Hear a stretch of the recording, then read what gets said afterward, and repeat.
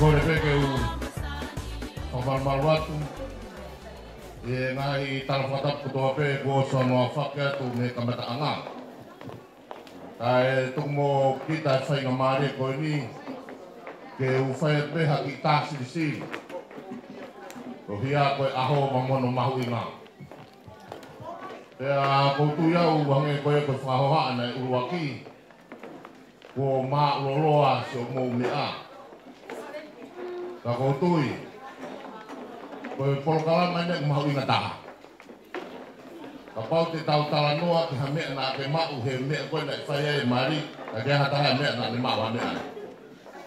He kunofo pea una monasi mai te ko toko nakia ke kaipea ki fwoi ngako uvanga whatapu. E tau hua ke aho tapu. Ka nyongo ia, o tui pea ko kamata pe ke tau maa. Pea moe mea taha koe tau polokalama, koe uhi koe ne maa uloloa, e whai atu pe e ku maa ua aku. Koe haa pe hoku iwi, koe mea pea te tau ngatai, o te ka ita mai koe ka tea. O si i rona mu teu roa mo famili, ki he ahoni, uhia ke tau olunga, tau ki tāna ki iwi, tau aiha mea fo tau teke ia ke tanga tomasiko si su au. I ngahi mauma keresi. Ka neongo ia, o tui ko whailonga mai pe ta whako ni ko ni mau pe, ko koe o ku pea nofo mo e tau te pire koe mua, pa ko ni mau pe ia, pea tau toki hoko atu rewa pa me iai.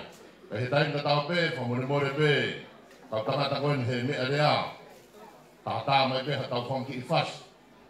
Ke teke at pe si kakai kon ko kamata ke mou ita. Ka tama ko na ko kamata ko ke lo e suka ki tu o fute ke to ki alwak. Ka kono whakatoa ko malolahi atu. Ka tangata ko ni mea rea mai pe tau whasi ko tui pe ko wape pe. Iyo. Wango.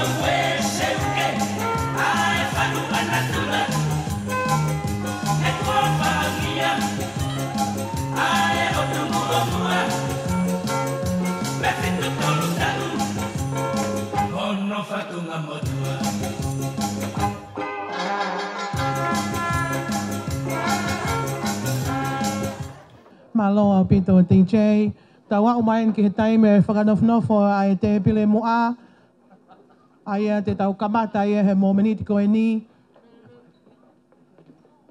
ko whakawhea tu ai overseer, pai whekau anahina skalu kene mea tu ki he te pile mua.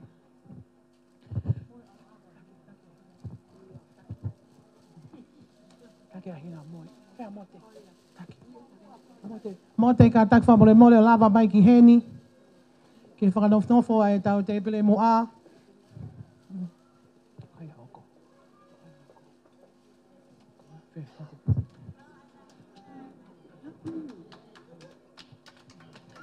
O pas mai ki he overseer e kakaitonga tahine Palestini pai whekau anahina skalu.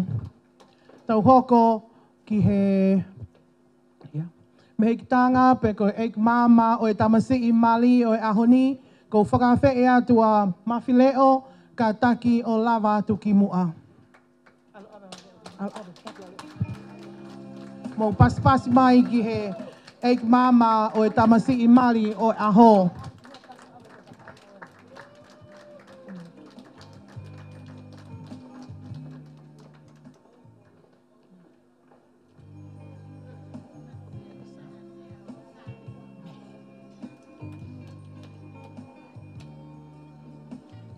Tau hoko atu ki he eik mama o tahine mali o aho kolokesa tukunga. Mo pas mai ki he eik mama o tahine mali o aho. Ta mai ki me he toanga e seti. Me hostea. Ko whakawhei atu ai tahine ko Stella whakawhanua, ko e hoa o paku whakawhanua, ko e whakafofonga ia hou eiki i ho aho koe ni, ke ne lava atu ki mua. Ta mai ki ia me he hala tukutonga, me he toa ko aho panilolo. Me he api ko siuma fua uta. Malo. Malo Stella. Whakawhei atu ai tokoni Fai'aho o Siasi Connection City Church o Guiai ai ongo mea mali Fai'aho tokoni Fai'aho Daniela Pita kataki o lava mai ki mua. Mo pas mai. Whakawhei atu whapiola kataki o lava atu ke te pile mua ke he tawhaaki o Stella whakawhanua. Talango fua pe whapiola ka tau no. Talango fua ko ta mai ki me he wafa ua ko talango fua ka kato. O ki ai foki mo e nofuanga e taha o kutoi he tawhaaki hoku he mā. Whakawhei atu taha me he tawhaaki o lolo mana ia fungani tao. Ke ne whakafofonga i mai ai sea koe ni. O ne lava atu ki he tawhaaki e tokon Fai'aho Daniela Pita.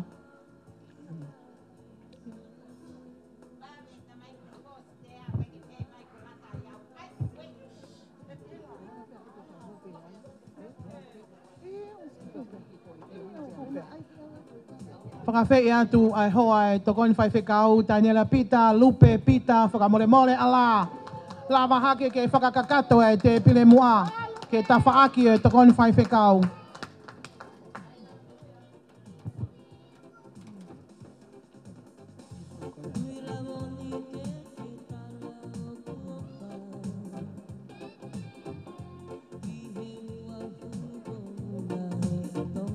Mahalo ko lava e whakanofnofo ai te pile mua e oange le vaeni ai whangamali e ki he tangata o kune tataki ki tau tolu he hoa tāko e ni malo.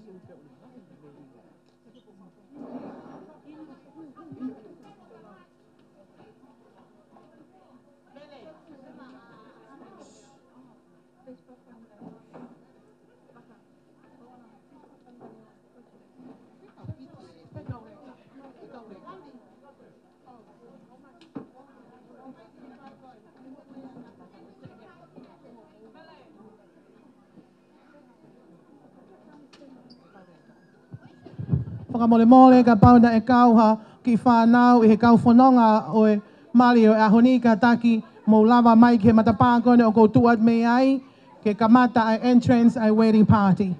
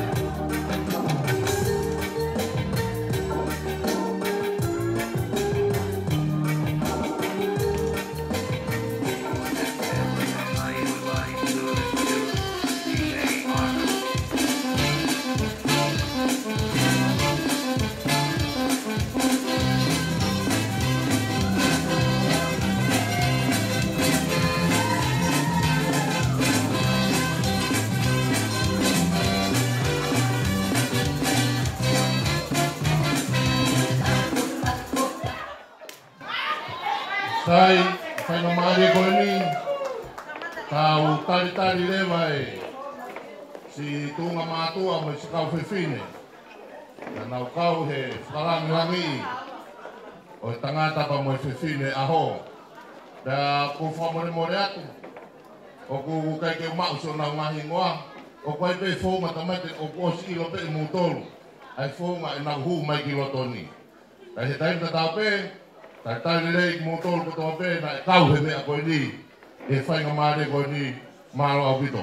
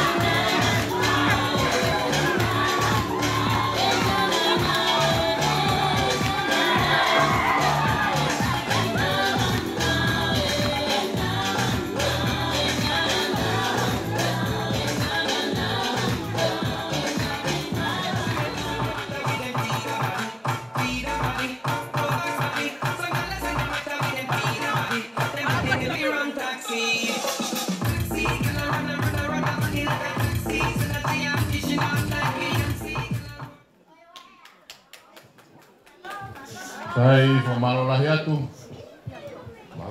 he lawa e konga ko ia. Pea katako takato si kau whanongana ko wheha mea te nau.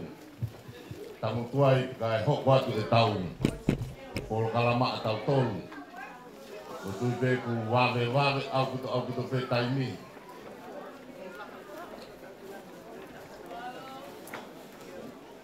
Ko tui e tokolahi na e whakawawe mai ke tau taimi kai ngaro whi a kau ia ke wholo. Ka kua roa kāri ko taimi ke wholo whi a kau ia. Kai taimi te tau pe ko whamarolahi atu. Ko mo ke mau e roto fiefia ko ia ke tau. Tari whakataha pe ke kamata e tau.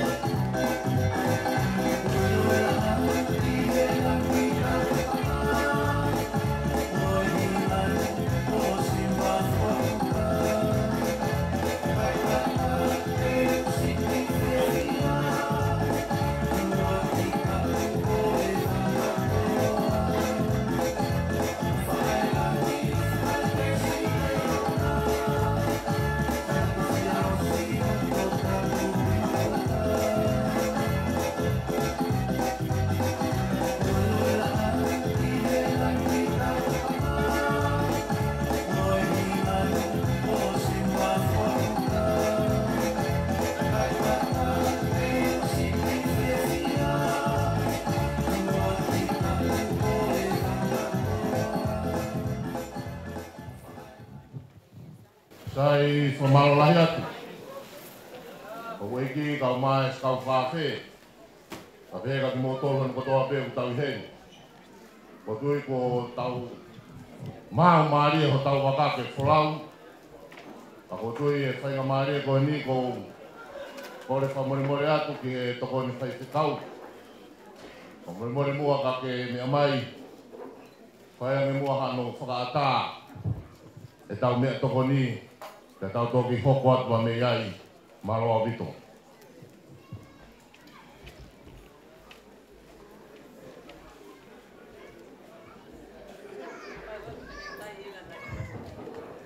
Ke tau lotu. Tua mawhike mau tamai whahewani a whiana. Mau alolo e tua he pangaini mo e lota hounga ia mo ani a tua. O hounga ke teki mau tolu o whakai ho to whahala ho toko ni. Pau e o tua te mau vete i ho ao. Te mau vete ko mau whiunga pe ko e o tua. Mau whatapuia te o tua e polokalama kamata o e ilo e hoa tā ko eni. Ha ere mai lau maari mao ni oni, pure koe. Sea koe, eiki koe whakataha anu i o tua. Tāpui kina ki mau tōna hono kotoa tua, tāpui kina hau eiki, ma hama tā pure. Lawe eiki mau tōlu e kina ngai whanua na mai. Ngia mohalangilangi tua mo mātua ki whakapapa, ke hui kotoa pia riwa ki ke whakakalaunia ki a whenā. Heu tāu ia mo koe he hua whaalo ko Sisu Kalaisi. Amen.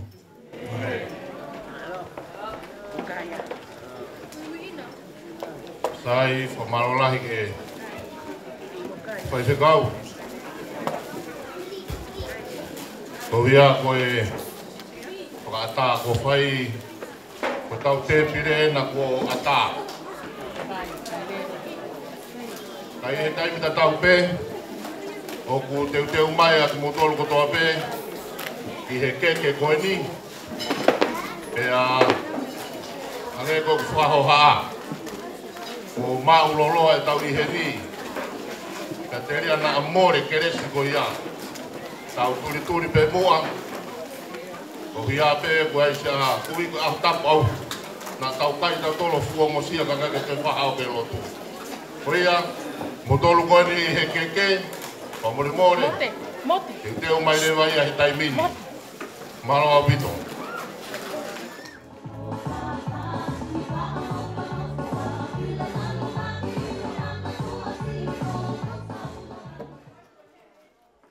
Papetai keiki. Papetai keiki. Amen. Ni kia taini. Papetai keiki. Amen. Tau papetai ko tape keiki ko higo e hoa whaafofa. Ko kon whamre mole a te homo tali. Ko aho ne fiefia ko ke te whaha ho haa ke konga mea kai. Ko e aho e fiefia ko higo o mea koe ni. Ko koe wā kaha. Ko kore pe ko hi he ku kei. Lele at ko ni whamore mole pe o mea mali. O lewa ho mo ilo.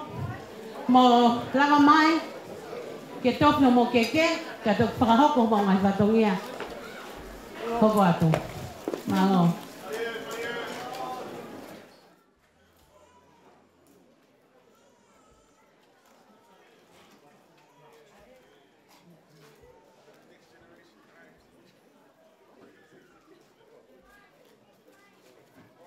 Ko le pena mea whaita. O taimi eni ke topi ai keke ai. Kongo mea mare o aho.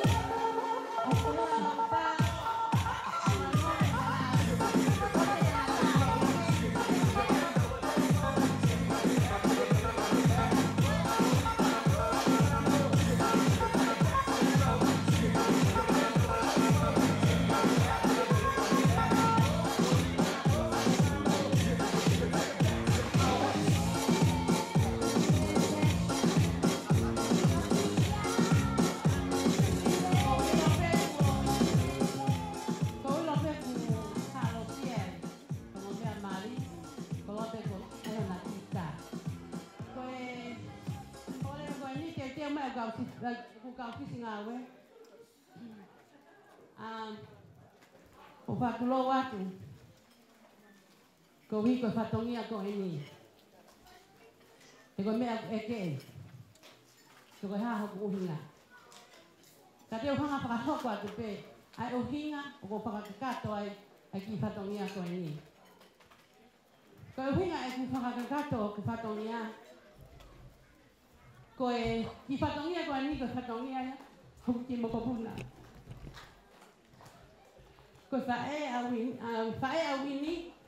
ko le fae ko me hei tanga ia ai hoa e ku ki uhiki pea ko e whatongia ia i lai tāne ti o ku hinga ai e ku heni pea ku malolo lewa ai lai tāne ti kai hoko mai lai tāne lahi o pai whatongia he hoa ko e ni o ku hinga ia o ahani o ku ikai ko siasi o ku ikai ko group of healing rivers ka ko whai whatongia pe ma haku mo ko puna hange koe ngahi lea koe koe ahe koe ni koe ahape fiefia koe whakahoko e whatongia e whae koe ni koe whatongia masiva pe pe hange pe koe ngahi lea ko whanongi ai ko Kafo koe pere whoka su pere ena pere eni na nang ope ko ya e ki mata pa mo puna so ko Uini to ta se finete pe nang e ma masiva e fa fa e te ma ke pop pe ma to ki hala ke pa ma hino ka te ko e mo ko puna pe ko ta fe o fa ko ta hape ka ko a ne ke to e wa a ni ko ta hape te ku hinga e fiefia fa e ko ni iyo, hangai pe ko lea koe, papata pe, kana e lahanga. A toka te ua whae koe, ko hiko ki ofe fine koe. Tunga e fiefia e, aha koe ni. Ka tupe mua ki whakakato ato whatongia, ki he hoa koe ni. Te te mai o ka ofisi ngawe. Te whakahoko atu ai, keke, a Uini hoa koe koe keke ua ki mau fiefia ko tope e whakalangi aki ahano me hiki tanga eiki hene ko kolo ki sa o hiki aki ahano ki tonga ko kui pe kolonga mai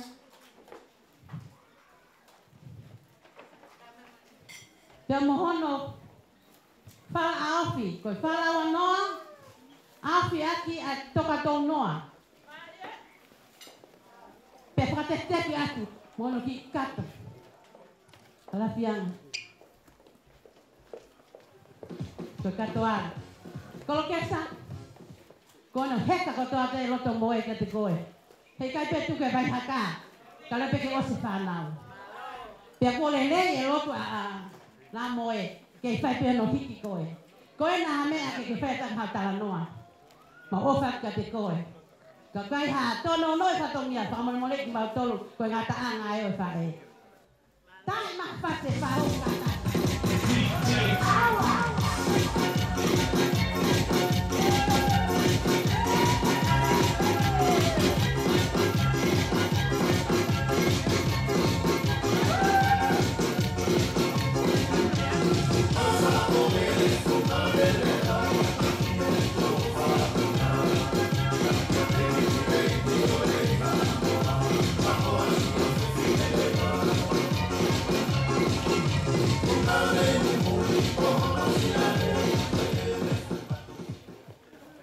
Hoko atu, ke hono hoko.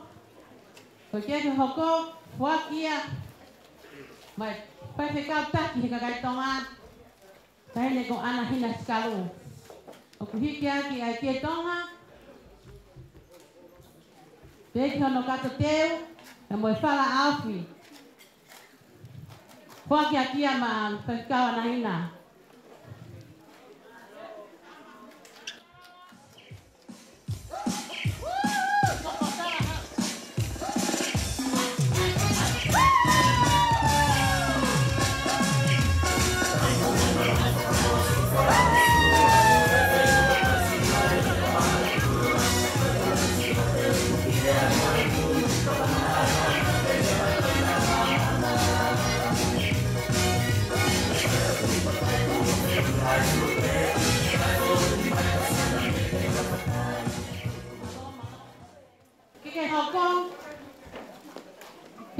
ke tonga. Peke no Fai'aho mono katoteu. Koe me aia a Fai'aho o Fai'aho sikalo. Tama faskatasi.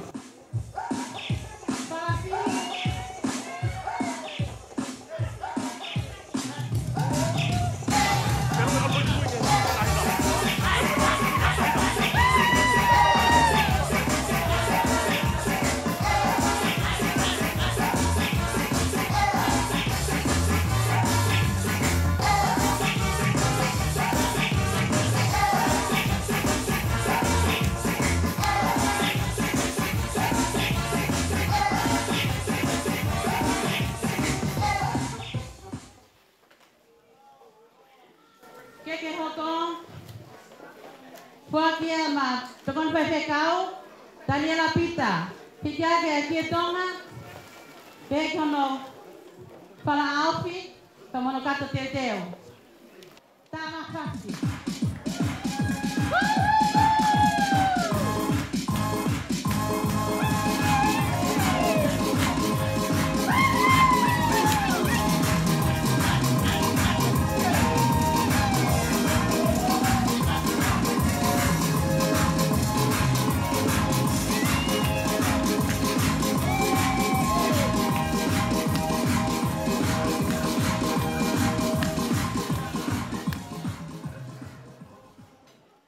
Malo, keke hoko,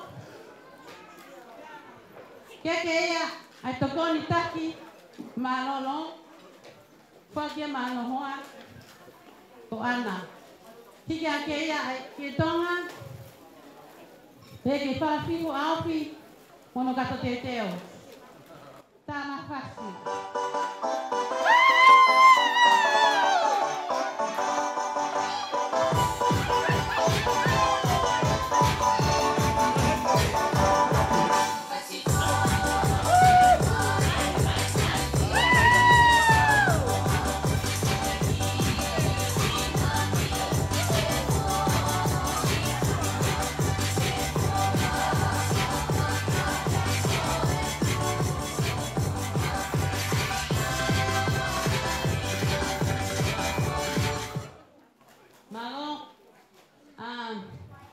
Ko keke hoko, mos mea ipe ko keke ako e momi.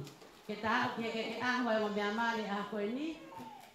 Satawang ke tahu peki nang utong he iki. Kulawa keke, me toki pas-pas ya.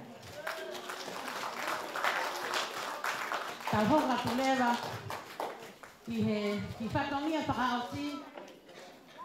Ko umea mole, ai fimile mali. Mutataki pango mae.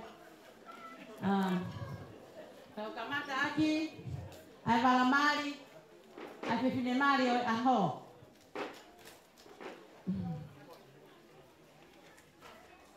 Kuatanga, kono vala mali, kuatanga toka wanoa, pakamolu aki, ai fatufa.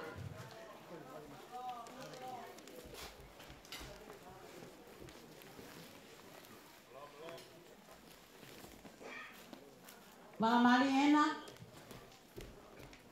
tau hoko ai puki he vala sapate,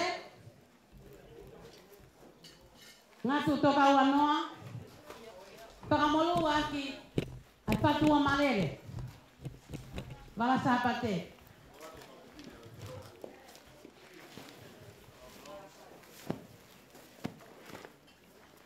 Vala hoko, hono vala kai. Valakai, toka hango fulu, pamolu aki, ai fatua malele.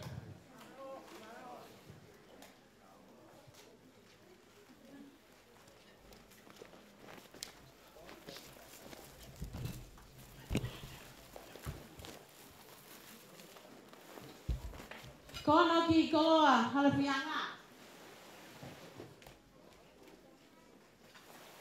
Ngatuan fala wano e tolu, fala paango wano e ua, fala fihu wano e taha, fala molua ke fatu val, e koe lamima. Papusinga.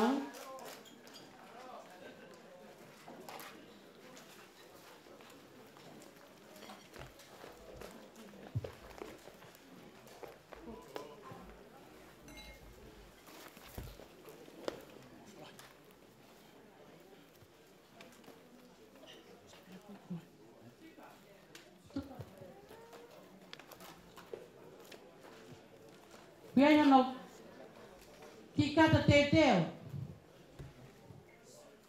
Ko ki kata li vai, ke pile mali. Pe pehe ki hono ngahi Kafo papalan.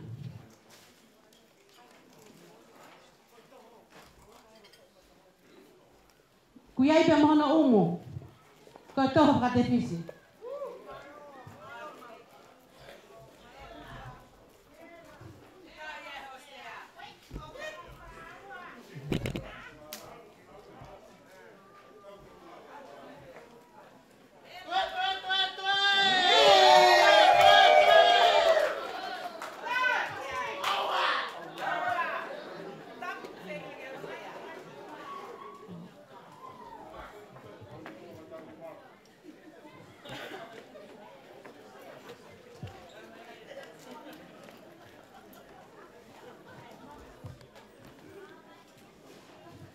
Yeah. Kotoa. Ai ki koloa. Mole. Ai te fine mali oi aho. Mauloto fiefia. Ke fuakia ma hai terentia lo a mano langa ue. Ta mano pasti.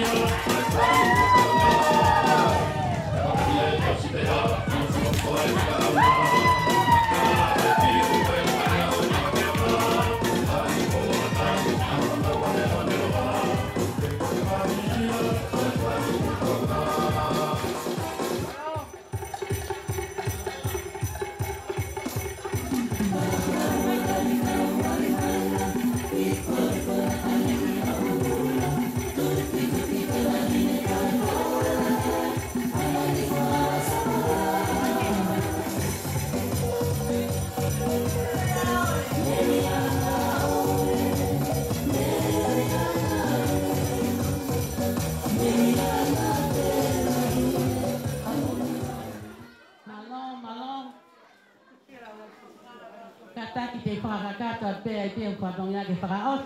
Pola vai toloa mole. Ka koe hoko tueni ai whakamalo. Pe moe kole whamole aku. Ka pau o koe hato no he ki Katoanga'i mau whakakato. Ka hufanga pe, mau hufanga te pe ki mata wholeka.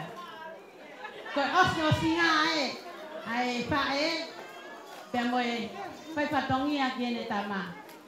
Susana mau ofa lahi atu, e ofa whaotua koe ofa moni. Koe ofa koe taha koe ofa loia, koe ofa whaotua mahuinga ai nu fuaki a dake koloa konia ko mauloto, pe mau koe whamole atu. Whamole atu ki he matanga, ka koe ha fua Katoanga'i tono no, whamole ia, whamole tono no e a koni, mau ha ofa lahi atu, paka lewe e malanga kau tatawa.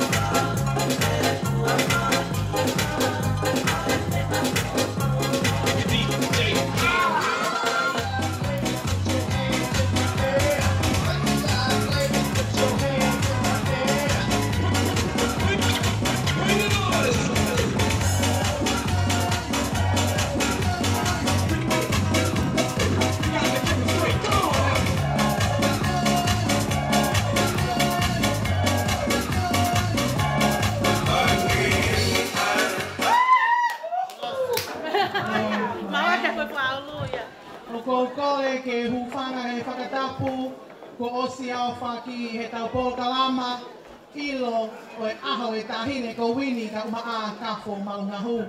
Ka ata ke whine motu atu ani, ke whakahoko e whatongia, o e whae, o e whakawhae ai tamasi imani o e aho.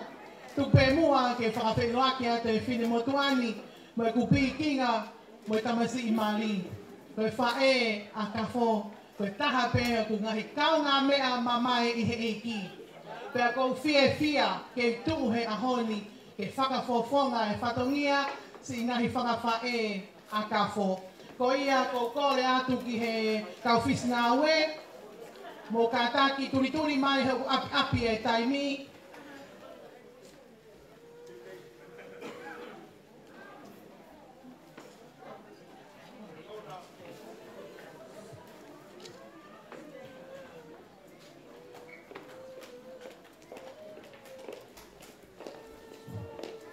Ko uraki whatongia o e whanai whae i he whiawhi ko e ni.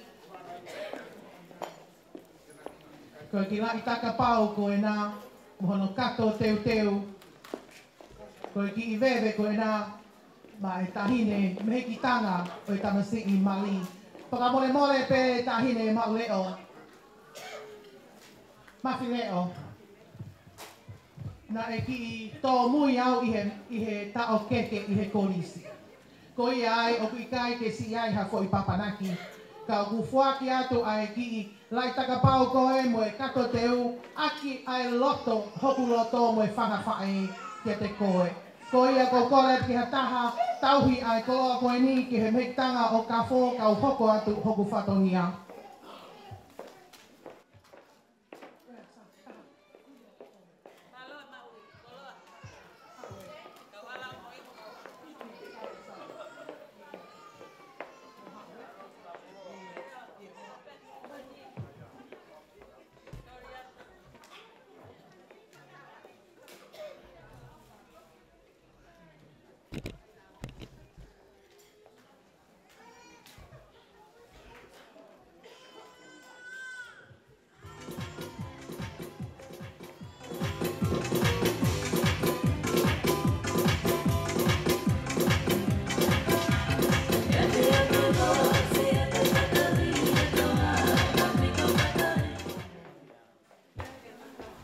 Koe ki whatongia hoko, koe ki langi takapau koe ni, koe whakalangilangi e tahine, ko weiki, tahine ko sera, paku i he hoata koe ni. O ko atu mo e whakamalolo to honga, i ho ana maulalo ke mea mai, ke whakalangilangi o e aho o Kafo mo Uini he aho ni. Malo. Ka mai ha whasi DJ, o e te ke ture mohe.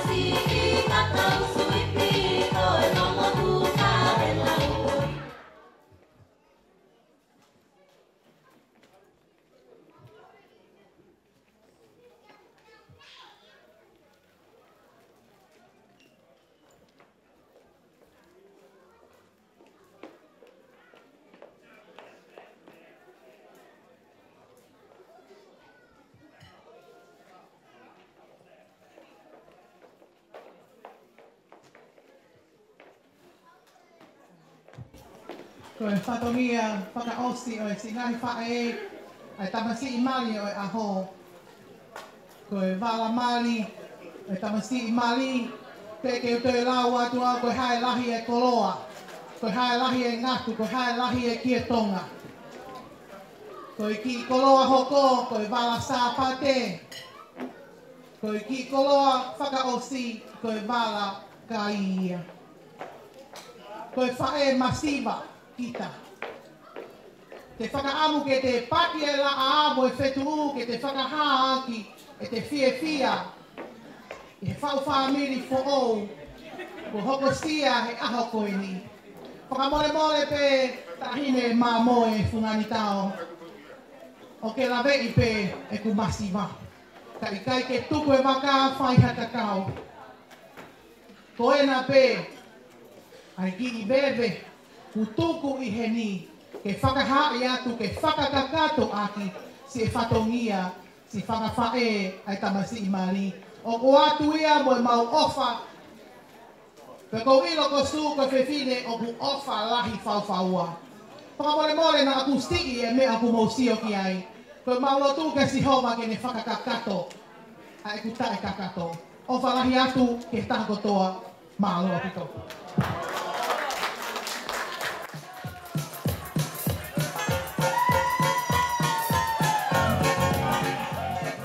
Whakamole mole pe ma moe koe ki pepe koe ni, si fuake atu pea ma au ke whai te riha, ke whaliki aki ho peito leo e ne tae tau o whatu.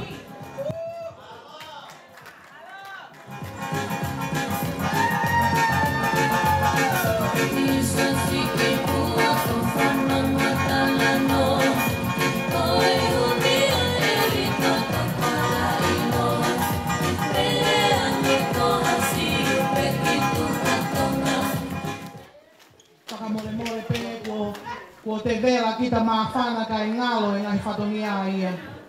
Whakakakato atu peo ki ai kau polopola hamu ai tangata e ki Fai'aho. I'm sorry. Tahine o Vasia Palestini anahina skalu. Ko teu me he tafu me he famili o Kafo. O ki ai mo e kau polopola hamu ko teu ma e me he kitanga o Kafo. Tahine ko mawhile o ko ia pe malo.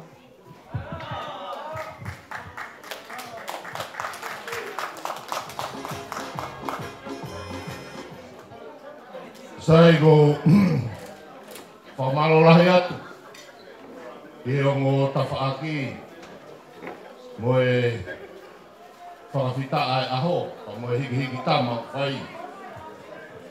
Pea tau mātā na hi mea e aho ni waku. Tau whakaamu mai pe hea me mai na koe taimi koe. Ane o ngoia. Pea ko lawa atu na hi mea koe ni. Pakutu o kuai ki mea ia ko toka ngau ki ai. Hange koe o mea na whakarea he whewhine. Ko ulaki rea atu au kai ke whakamata, ko hai kua au. Mo e ku whelare I pa mo e me anu, te ria na aha o hataha tātā e mai au, whekau ei. Hakuani ni whekau koke hao rea hini. Sai, ko ki motua koe nung whaho haa, ko e taha pe ia e tofunanga. Ai kamasi I mare aho. Ko whae koe nea sū. Lahe whae a sū he tangata e ki. I whine motua masiva. Te whia manatua e sū.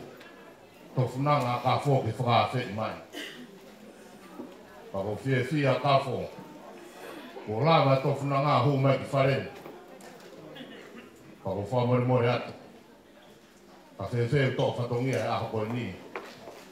Mana tui, ko tū ngā beo ko tōwhuna ngā beo mo e awhi. E te rea nā whakaloloa, ui o koe mea mahui ngā beo e tau. E tau whi mahino aki. E he taimi koe ni ko kore atu, a taha ke ne whauwhunga I mai rea, ne whaha I koe na e whewhine, ta pehe mo e whaha I koe ni koe, a Kafo ka mea iai rewa, o tui koe mea koe o tau tatari tatol ki ai, ai tau ki fute. I he taimia koe ni, Ko rea te taha o me whawhungai mai e rea me famili e Pefine. Ko e taimi eni o te koia pia. Koko mai e taha o me whawhungai e rea me famili koni o Kafo. Te tau toki hoko atpa me iai. Māloa pito.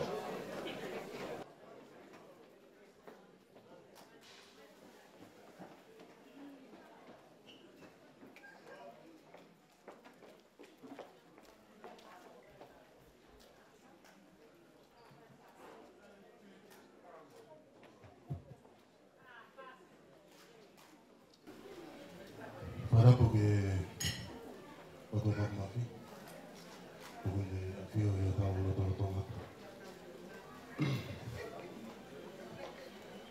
para porque que coi porque ka hama ta tu para porque fa kau porque ka hata tu para ne fata porque como me amari, matou um gato ao nome que me amava para ele. Para poder o Otahuhu, o gato que vai para lá e para o Fai'aho. E holo bem no iloga e a tabe mua que o gato vai e o hakote que faz para ele. O gato bem o lagi fafilote tua. Ko wingoa ko lawe mai, chunga ko nakau. Pea ko Uini ko kitu wefine. Ka ko koe famili mori atu. Kupe mogi ka fua, ki fua e whatore atu. Ka fofongai atu a lolo mana e nakau. Ka pehe ki o whangatamai wino. Ko hiko e mawinga e ko taimi o Katoanga'i a koe nu. O wikangi to e toa taimila. Ko loto pe ko e mea lai pe ua ko te rea i a koe nu. Pa whakongai atu e famili tamai a Uini. Mea pe ua ko e ura ki pe ko e ku whamalo. Ko hono wā pe ko e ko ki aranaki pe o poupe ki e whare koranga i a koe nu. Whamalo pe ke tui alangi o hiko ngai tarama hao whai ke tamui. Ko whai ngā mari e mea koto peo lawa ke tau whataka mai i a koe nu. Katoanga'i mo fiefia e aho mahungai. Rata whamalo ko loto honga ia ke whewhekau. Ko hiko ngahi Takonaki, kamanga i naunau ka lau maari, lava ke neanga o vahe, uwha koroa ake e whare koni langa a koe. Ate whamalo ke famili e tangata mari. Malo e tauhi tangata rei, ka mai tauhi tangata makofa. Koko ko whakatoa lai o mau whanere.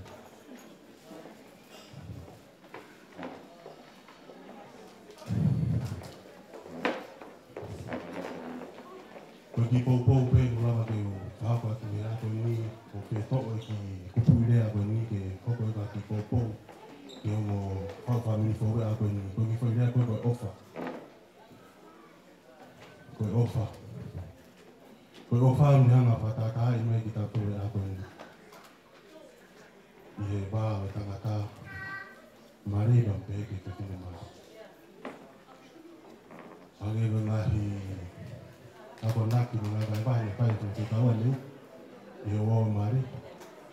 Ko ofa le ke toronga tangata. Kea taimi e osia. Ko tui koe kupurea mau inga ni ke i aho ko ni kau whamiri wha oko ni whahako. Koe ko kore ke o whiwhine win. Ofa i o mari. Ofa i ne whae. Ofa i ne tamai. Ofa i whamiri. Ko kore ke tangata mari a peni. o Fai'aho ko tine. Mau hawhalaki di Moa, mau hawhalaki famili Katoanga'i a koe. Koe whamoremora ki tūna ka pawiaha rea koe ki tāu tua ki mo whanua o mo wakai. Ko whalahi a koe te kina kou, te rewa i maronga a tatawa mara.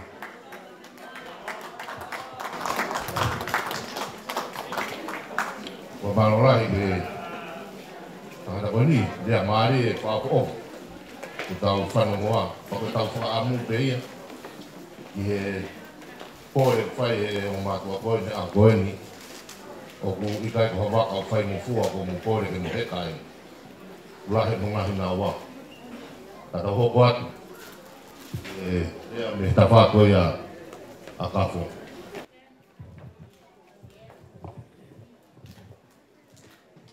Ilonga peha sola. Tuo heka mai. Kita ewa he motu one. O tui he hinano te a kahoa he siai. Ka eke au he sola.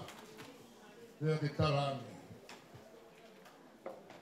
Koe huneni o koe naite eni. Koe huneni o whanua maru. Koe naite esi o maa. Ko hoku hingoa ia pe moe kakara. Ka ku tāra whiri ai. Pea ku tū ai o whatu he aho. Pea e kea. Pea hange koe mea ko whai. Pawha ko whai he MC he aho. Ko ia koe tofunanga. Ka koa koe ki kulo tuanga haka. Ko e matu uia. Pea moe MC e aho. Ko maua. Ai tu'a ke whana. Ai hanea na Fiema'u. Pake awe ki mau tolo tu ki ia hanea siksi whapaanga. Awe whaitau watu. Kai whaka Katoanga'i. Kā kui kai ai hanea ma'u. Kumi pe awe. Pe ngari aki hara pure a ngā kuhoku nasi. E ka mea nai whatu aki mei manawa. E iai pe aho. E tala ho nau pa mo nau koroa. Koe ongo whewhinea kua. Koe ongo tau te hina. Pea koe rahi eno kou ki ai tupu ai tamai. Pea koe si e o tupu ai tamai ai MC. Pea kuhinga e whotu ai hon. Koe ngahe whangooni a hon. Koe aho e ne wale e tama. O ke gai koe aho. Oi toi tuku hamea me fifu. Koe hane koe lea kutata koe aho e whora e osi. Koe hinga me koe wale e tama. He whiri kua whai. E o mori koe hana tara. Lea me whahasino. E patu o Solomone. Whāturo wat me mohanotu. Ka ku whahasino he whaunga i punati. O tutua roto. I he amanaki o tuai e ne hoko. Ka koe ne hoko ai amanaki. O te tauto te moe akau he moko. Seke. Ka teo whewhe. Nā ne whanawa pe Solomone. Te kai mauhama mohe. I he po. Kane awhia kumi na whiwhiri. Ko wheko a hoku o whaanga. Te wiro kai wheri. Kanāku nofope. Pea pe heke tūpe o aru ke whani horo he wao. Pea tūhe na ngai hara. Te kai hata hata whero mwaki te iro. Pea te rangi sauke. Uini. Mo Kafo hoku na to he ofa. Iro mai ha whetu. Tarane ko whaongi he ofa. O whawheta i he ahon. Aho whakakoroa. He koe aho kuna mei ka whao tua hana mea ka toa te. Rea uhi ngai e mai heni be mo MC. Ke mawhanga kato e whatangi. Kafo, o wharahi atu ka koe. He ko iro e hau, koe tau koro ai ai mōre. Ke ko mau bere te he. Neo moho mata lelei moho fungsino rahi. Kai hange koe rau. Ahoni pe, apongi pongi, koe ke toi manatu mai. Kani o ia, tahini Uini. Kei ki hiwa ho mau, mo tu Uini whatu mari mari. Waka waki roto o karani. He koe mea nā tu whiri ki ai. Koe mea nā tu tokana ki ai. Nā te maari whekina he pusio. Ka te hanga toa ai, ka te hanga kaiha si hoku roto. E nai whai ai e ku tau tu ka mau ku whiwhiri. Ko whenai ha aho.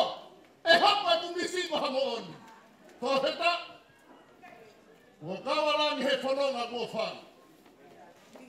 Ko ke tari. Ke u hoko me ka ho whakatokora. Pe toi whewhei. He mi kai puri Uini he mea kotoa pe. Nau rotonga e kumohe. Te na wafo ku pare hoku konga tā hoku hei maa.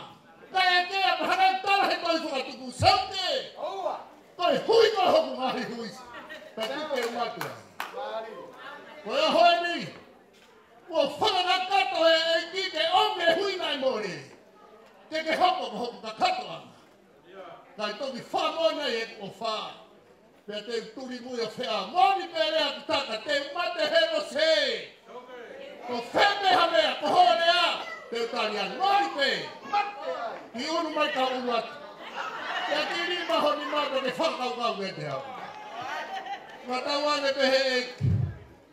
Ko e la lana pe moe whatu ko whai e he eki he ahoni maha.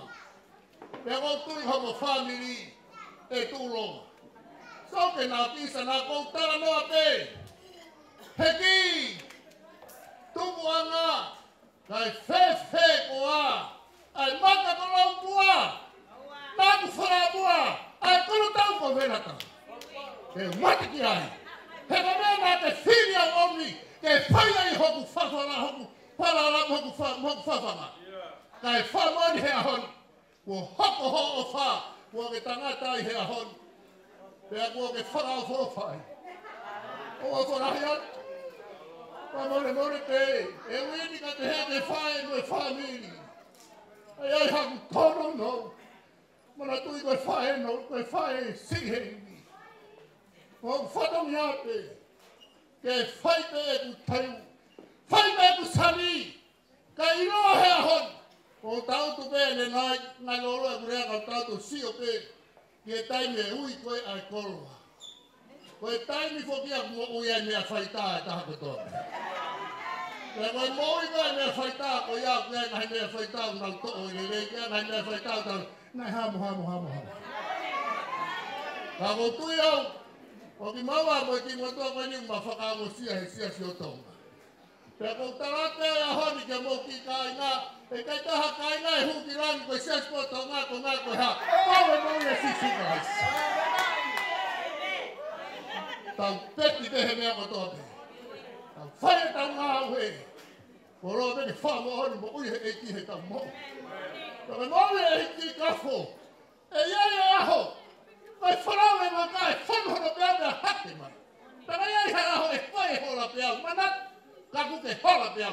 Whaki vengi sia te whora. Kako hai. Ko si suka aispe. Te mono ngai mo ko fami. O te toi tokanga ka toi whakako ko whai aku mea suu pea moe toi. Koe ahoi, hanga koe ki mo. Whanonga pea moho whanga. Ka tau whamo ni he koro. Te kia i tau tori. Tara monu at, mo tau kotoa pe ngai whamili. O whatu ka te mo tore ngai whonga ek kotoa pe. Whamore more at, a whuto ki tua whaha au whai. A koe maa whana pe, lewa maranga no te taua.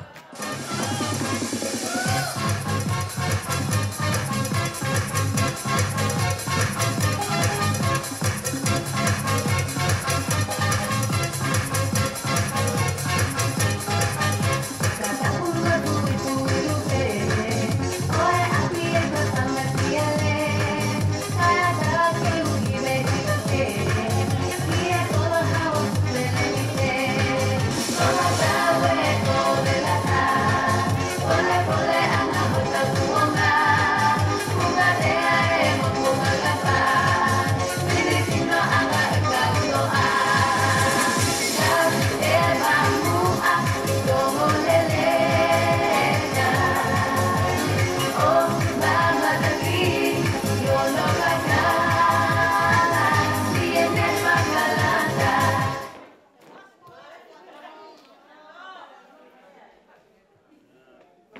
Pokoknya kau bufang adu ngai kata puko usia pagi ahoni. Kada memutok kau ni ifahok. Afatum nama mama kau ahon. Tunggu tu hafafak. Ia temai hewani. Ia ifahok kau ngai amanak itu to mengai kau. Otahuhu usia aho fakakologon. Kau ai famili po ogo ni o tau hini aon. Te ngau agi pe whakatapu o whahokat MC at heke ki hongo whae a Kafo. Ka te o whahok watu ai uhinga o hui hini ai o koure ai aon. O whanongo haki ki MC at heke whae taha. O fulai au pito e Kafo ho tuanga kulo. Pokoknya kita ngadu nganga saspanya mau metil kawan. Kadi ufahok buat wow, itu ngau kumu Kafo. Kui Kafo, kui aho foni. Ini kesini malai, to aman. Kono tuma ane e kukui aku terus yang tuifua pas mai. Aku uhinga ya itu ko hange haul motu di famili lo aman. Kaya hawat kabos mahino pi Kafo. Uya iho tunga saspan iho tunga pul hawa ko hiwa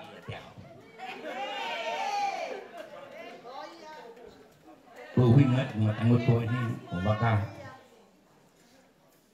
kunga hatot ngataw kagbisi o tua opat ito ku famalohin kasu tapi famili Fai'aho yung murot mga uralo may mutuwa ko hapgo fahoko at afaakyo at tabay Kafo.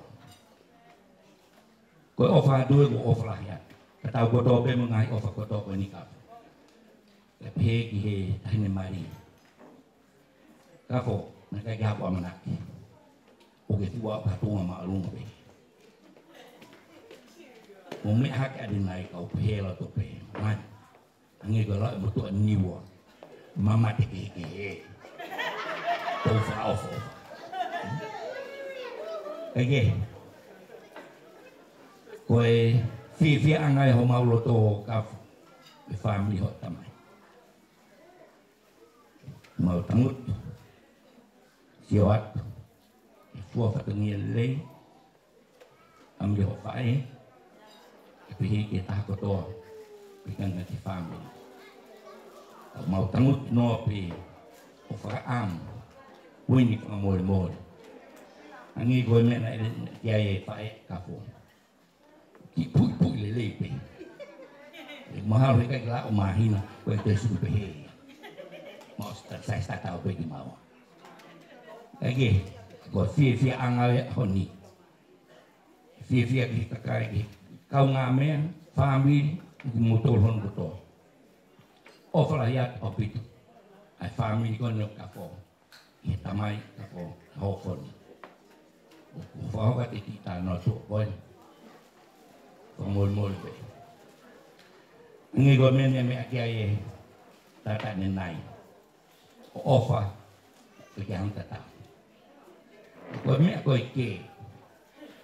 Nai si ong ma tu ke ma. Ko fai to ben ta fai ka ke mo tua. Ko ke be gone fala nga ba ko me. Hugo al. Luego ema, porque mais do ya, o se ita boy, o se mo boy. Tapi lo buat tau ki po tu ha o tu ane ko lo tong ngal. Wow kai nga ko ki fa sa ia hitu ngai, o wow pin be ko mai. Ni ko ki ula va ko na. Ko ka mo tu ki ko na. Kau kau kau lama kau nak. Hela yang ni kata mai kat jauh. Ina tukang mai cek. Kagoy. Gua fui alu goyang. Alu bemo dua ya.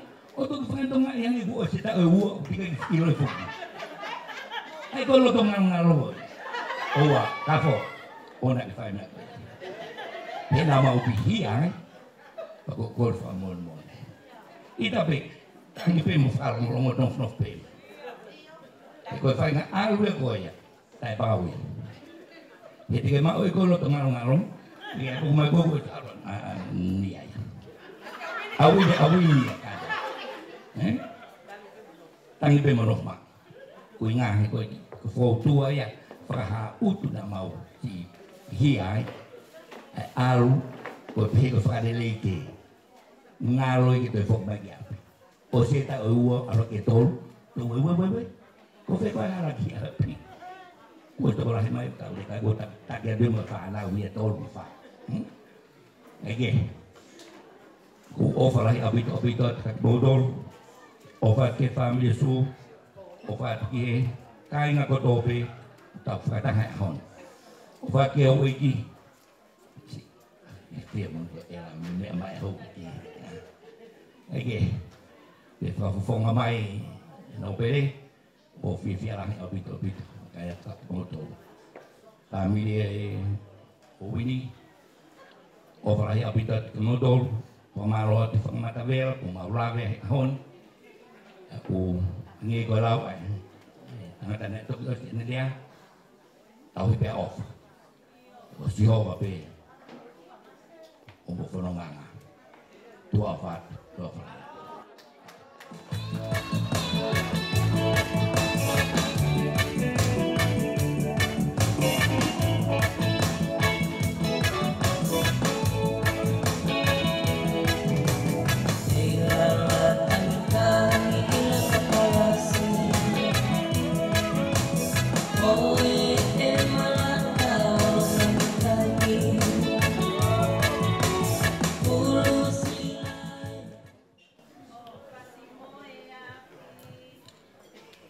Watu pea kori teu whamamawa tenga i tala whatapu tō pe.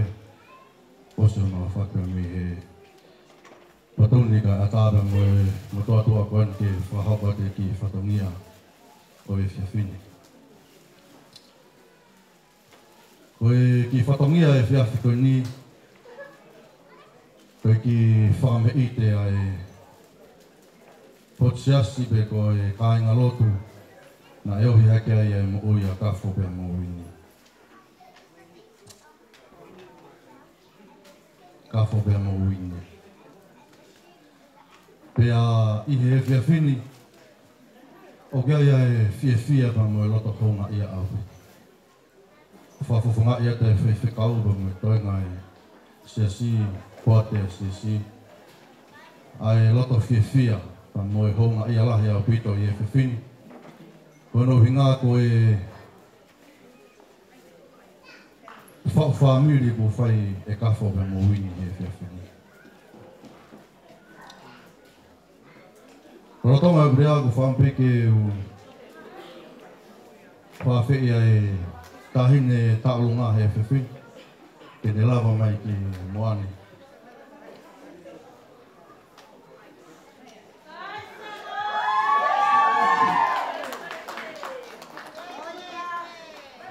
Ia ko koe pe koe si ko koe pe koe pe kau ki he kāinga lotu koe ni ku whawhika ki ke lapa mai ki loto. E Kafo pe mo Uini o ku mo whaam ke mo whahahi e whiawhini. E mau fiefia pe mo loto honga ia au pito i he whiawhiko ni he mea whaihe o toa ke mo whaamia. Ta i he whiawhini he kei te maulau Kafo, te mau iloi nei o si palani beba mi o lunga, a honi ko whakakatato e o toa. Pea i he whiawhini, o kei e ofa e sisi, i he whiawhiko ni ke te moua. Pea ko whaampe he whiawhiko ni ke u korea ke te moua ke mo lava mai, o ma'ua te ofa i se si he whiwhini.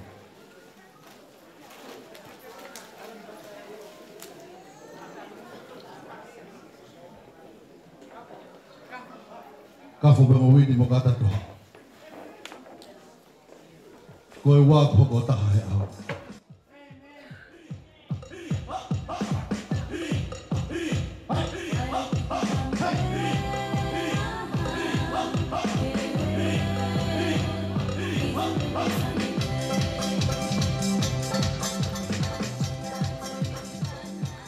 Koe ki sila kona ku whakia te he whiawhini.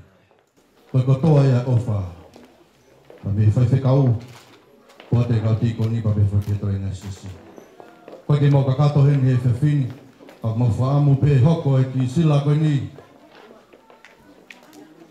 Koe lango maki ki he famili whaoku whai i he whiawhi koe ki. Te whatampa moe o tua. Ke te kei hoko ato no whamaru ki moua. Pa kei hoko ato no tāpo ki ke mua pa mumu ki famili. Ta mia honi. Wau ki aho. E toki pule mai o tua ki te moua. Katoa says CCC, Connect 60 Church. Please come. This is our day. Hallelujah. DJ, can you hit me?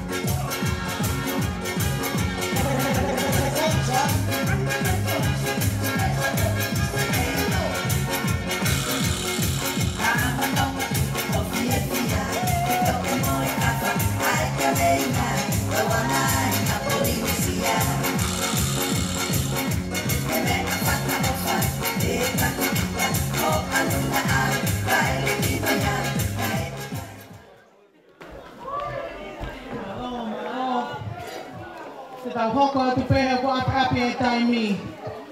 Ko tuke whakafofonga atu o whakawhelo ake e ta olunga ai mhektanga e tamasi I mali. Whakawhele atu e tahine ta alunga ake me ake ki loto. Kai whakakakato e whatongia o e mhektanga e tamasi o e aho.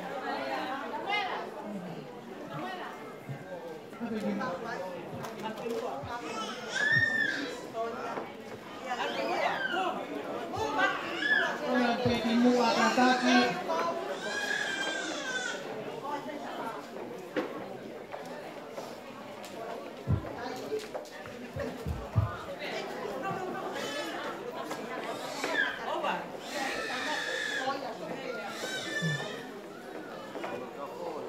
E Kafo ka Uini o ko tua te mi he hota ko ni e whakahoko whakameite ko fiefia pe ko mawhana pe he aho mahuinga ko ke ausia he aho ko ni o ke lawe pe ko au ko mehekitanga o ko mehekitanga masiva hatoi masiva o kakapa loto ko lele mai pe ke whakakakato hok si whatongia ke te koe ko whakawhei atu koe Kafo ke lava mai mua o to'o atu e ki tola taha he ulu I he kuki uhiki ke aonga atu ki a koe mo Uini.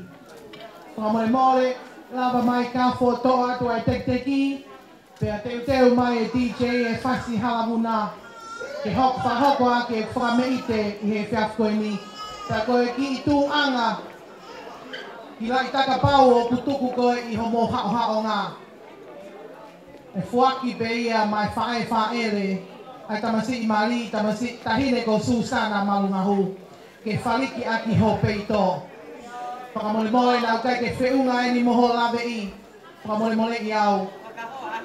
Ko ia pe tā mai DJ e whakahoko e mau whakameite malo.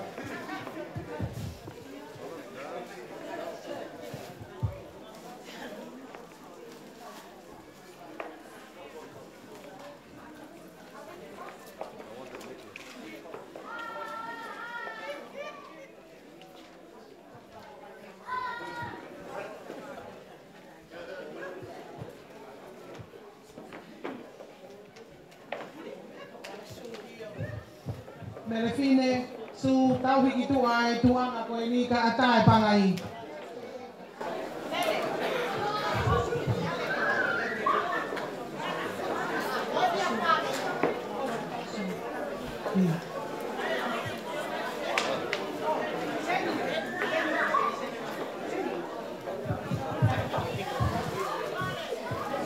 Tulope kauti whakahoko atu. Kafo reka. O kulawa mama ria he whini. Koe ki te koe nā meho o kui. Ko kafo rahi. Ai au tauhingoa ke koe. O ku moene pōpua. O ku mate ni ofu mai ke te koe. Ui ko e poki fo o e mo ui o ku ke hoko fiai. Ko le whatau ange. Ke tau maringa ke lesia e ki. Whakatoka homo ki ilako whare fo o. Ke ne huru wa I hala. Ka koe ki sāme o kune omi ke whai ako mo whanonga. Sāme tolu pitu vesi pai. Tōwha ki ho e ho mana ko I e ki. Te te atu e ngahi hori horoto. Koe a pe mo e ofala I atu mo hui ko Kafo mafi. Ia Kafo reka mafi. Mau. Terima kasih.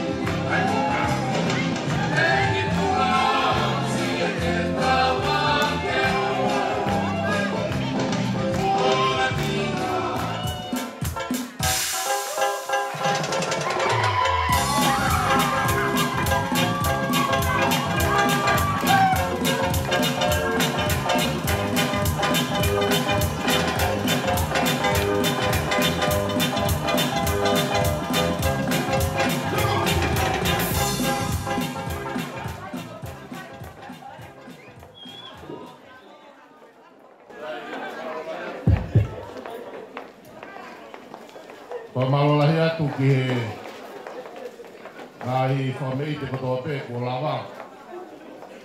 Pamalolahi ki he ik mama o Kafo. Ka mo e riulalo whai he kia koeni. Te a o tau fiefia te, ia e mga hime o tau wako ai. Koe tau ngā, koe tau olunga ku whaata, ko koe beo ku iai ha o tau olunga, te a whahoko mai, te manatui, koe wawe taha, ka tau o teu he tau ngai maunga keresia pongpong. Te a koe te ki toi ki taimi pe e tau whame i te, o whakaose kurewa e au, e tau wheo hi. O koe ku kei whi tau olunga, te whakawain he taha wa a pongpongi, tau toki o mai o whakaose e tau tau olunga. Kai he taimini, o koe peo koe ha o whakame i te, te whakaata apia he taimini. Wane i kai pe, o koe tau, mahako tau wau tau tolu, ke whakaosi ngai tau wheo hi. Mahalo o pito.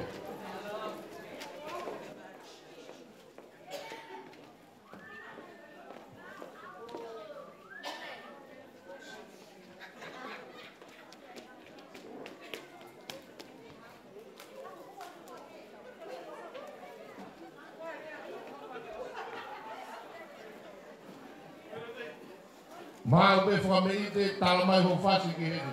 Ti chei ka tau ni. Poko ato tolu.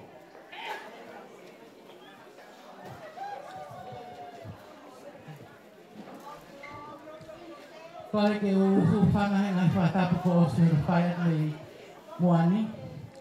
Ka ata mo whine motua koe ni. Ke whakahoko ai whatongia. Ai life group ai Henning Rivers. Ko mau ki se asi o mau life group e tolu. Ai a koe tahi o ko taki mai a Susana. Pe tahai no ko taki e tuai. Ai a o ki ai a Uini. Taki mai ta taini ki mo. Hearing Rivers ko ta peo kui whare pe tua loto he taini. Uini. Kai ka mea mo ua. Ko e tek pena i ngai sani. Whaiteri heka mo husapani ki. Pea mo Kafo. Ko e hane ko rau ka ke mau tuku harerei. Ko mau ngata ngaen. Mau loto peke mau kau ngā fiefia e homo aho. E a koe ni. Ko ia koe kulupu pe eni. No whawhifonga ia te whanau. Pe ke whiri mātua ai ofa. Ke te koe pe ke Kafo ai whawhamiri po o. E mu whai a koe ni. O wharahe ke te moho mālo pito.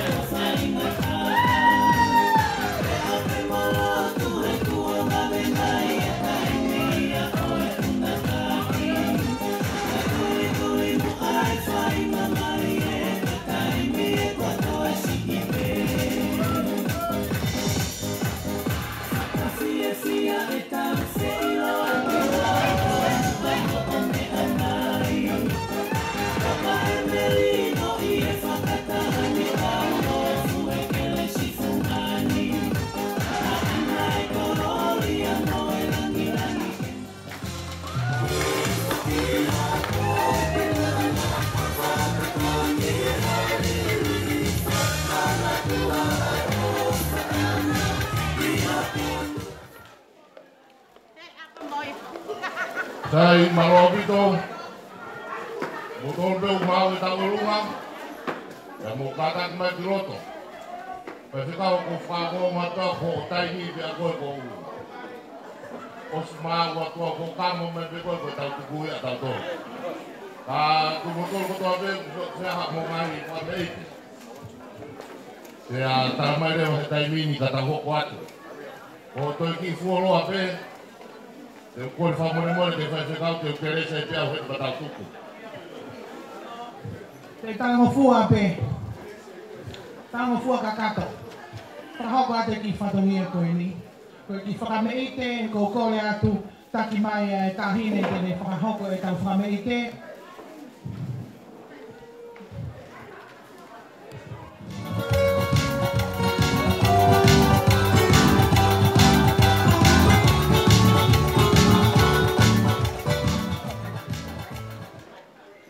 Whakatuloa atu ke hao whakaekini. Kai puke whakamalie ke whakatau ke atu e whakameite o kuhoko.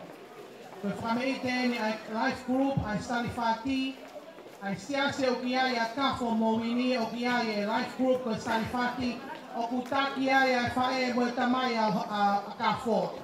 Koe ai Kafo mo Uini, koe kuku ena e kulupu, ke langa tuki he whatongia, ke langa famili fo o mo whakahoko e aho ni. Koe ki tōra taha, e teki e tahine taurunga, ko kore atu, Kafo. Ka taki o lava mai o to'o atu e teki, ka kimua ke whakahoko e mau taurunga. O fuaki atu ia, a ke mau ofa hono katoa me mipa e salifati, kau a e tawa monu ke ate ki moua e whau famili fo o ko mo whakahoko e ahoni. Ka te whakamanatu ai pe ki a koe Kafo he ahoni, koe me mipa koe o i salifati i kai koe hiri wimba. Koe taki e famili o taki e tangata o ki kai te taki e whewhine.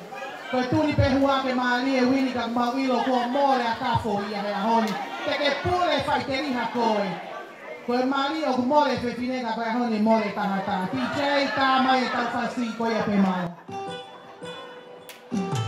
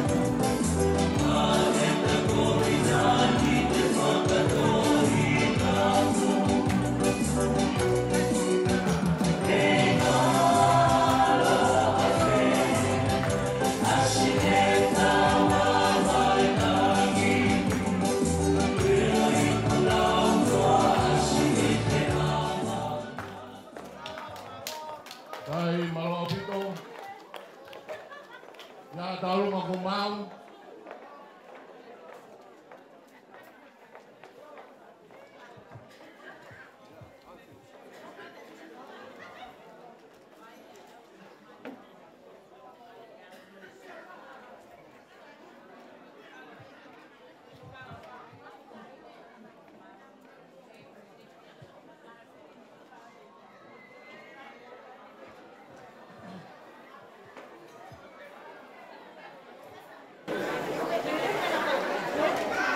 Sai, ko talo ako ni hoko talo may ako.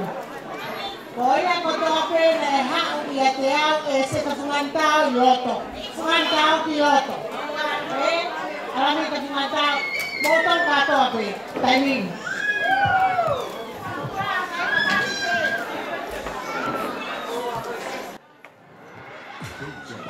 Gary.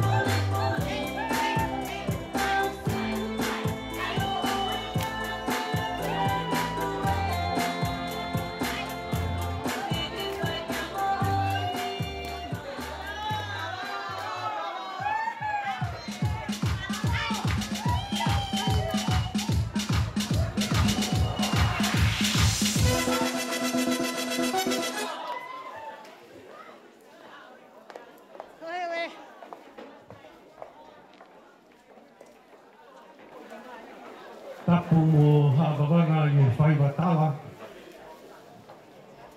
Matapin ke o mato mari. Sila pe hoste aya. Ke Fai'aho ke po ko fanotanoa. Pe mo ni pe to asetia he ku mau fi he kaset. Kai ke mau ta kwaku. Ko e whafoto whai o mātua. Ko e o mātua na a ana popua ko e sisi ia Susana. Ko ki whire mātua ko na o kurahi pe asu. Hoko a taranoa ko ulele mai au me ai. Pea koe si ena kune o mai ke whakafoto aki o mauta kanga. Te lelei mafua e pua o whanau tanga noa. Te maurau si whahi po pe. Maua huri mai. He koe monia lafa te tau huo, hoko huo. O tūna ke mau whakaparea. He kuipo mai moa. Hono langi tua. He kai ke mau santungua ka mau fiefia pāklang. O tāla mau rangangi. Si whangawhae a susana. Ko ki whereoko kua teu. Nā tāla hea makai whaa pia tāla he whunga lausi. He koe huelo koura ia e toa whao ne. Ne hake ngai lo tu. Mei hip. Pia tohoi mai ana pupuha nong mopna. Ke nā tūtara tai whare Susana. O whai mea ai ik. Ko koe heni o kuke i he fuka. Palu. Kare. Mou leo si mai ki loto. Moe nai a ta.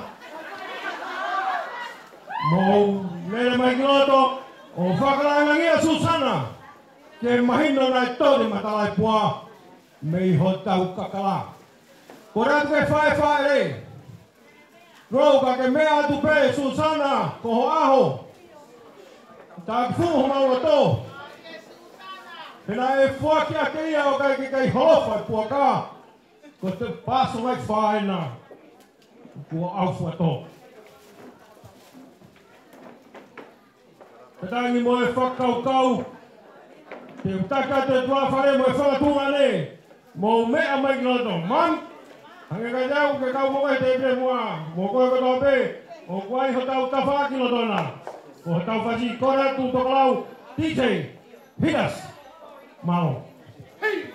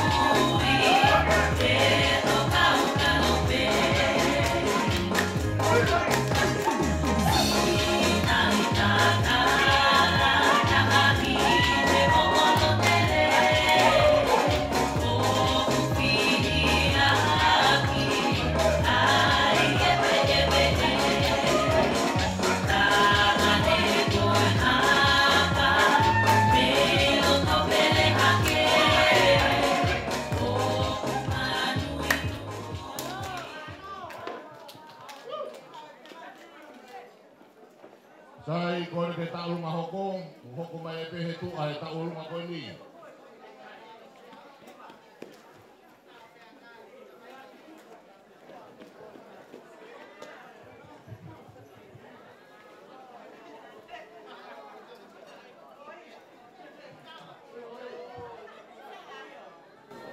Pakai keki. Kore peke ufanga te ngai tawhatapu no pegu whawhanga me whetun. Kai ata moku ke ufanga te ki whatongia e youth me CCC. Ka koe fiefia oku whakaunga tamate e o mea mari. Koku i koa so sifa mati. Koe whawhawhonga o me youth e CCC. Kafo mo Uini. Kai kaha mea e youth e mak. Keki koi ni ben na lava ke kokoni atu ki he o famili fo mo fa ko. Koi abe malo.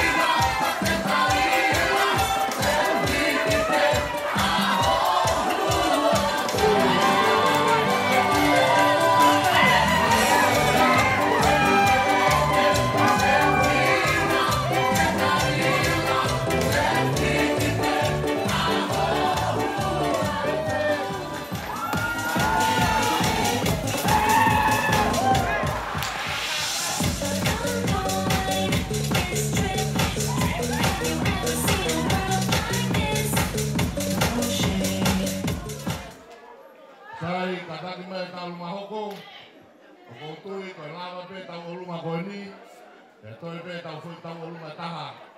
Ta koe tau kakato ia e tau fiefia. E aho koe ni whamalola hiaki. So mo kei no fo mai. E tau kaunga whamo oni. E mea uai he eki e aho koe ni. Malo pi. Malo, ore wa ke fola wha. Ore wa tohola he whanau.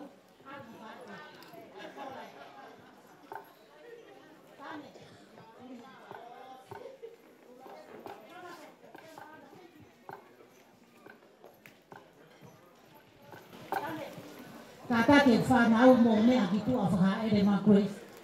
Matthew, Manuela, me akitu a heo, whaere ma Grace.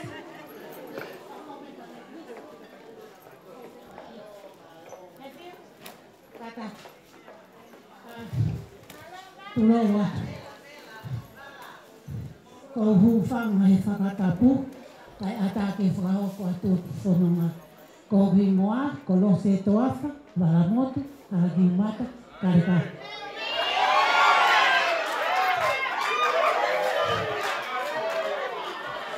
Aku tu aho ni. Ta kai fala ki tamasi ko na ku faita go go no se karika. Ko tu aho ni tamasi kafo ko fiefia iki. Masi va hinu tu anu fa no. Kako e ku ofa he eki, ku mau I hinia he aku koe.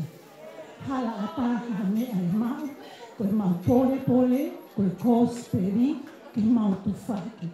Pea koe hinga ia tu he ako koe ni. Koe a kore atu a Grace, ko whek whanau.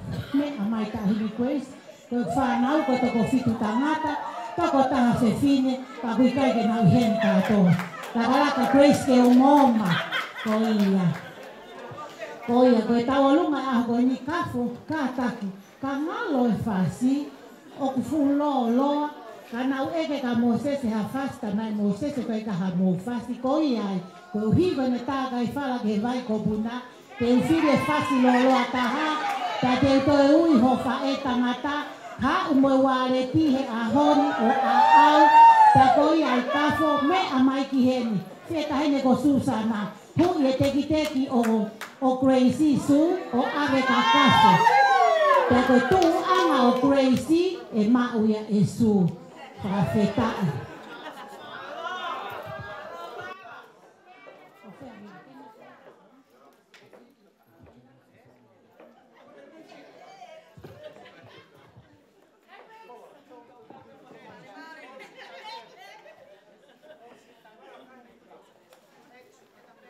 Oreva ko nga si Vani.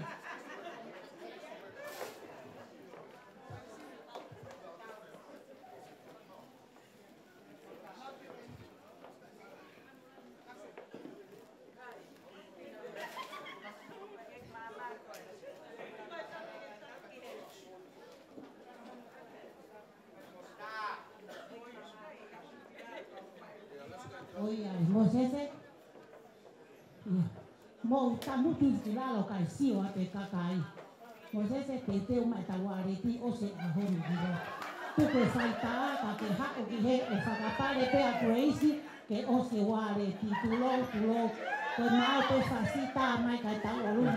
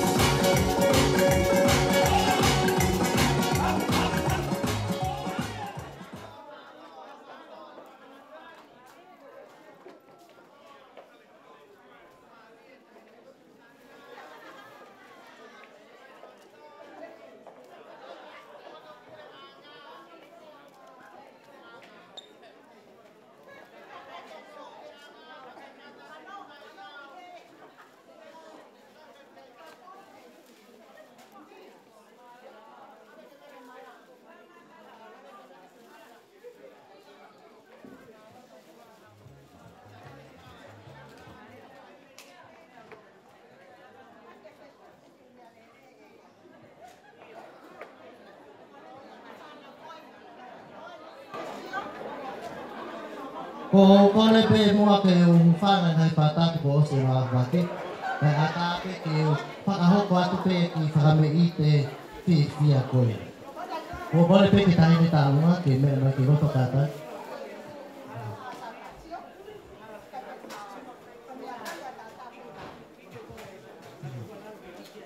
Koe tālunga koe ni koe tālunga ia whanau. Whakatunga ane tahine tālunga. Kami tahine maadi tata whamoimoe. Koe tahine tālunga, koe ofefine lai taha ia te hutao kete. Pe koe taha ia whakamoko puna, ko whakoloa e roto whare, alolo mana ia maa moe. Puna ni tau.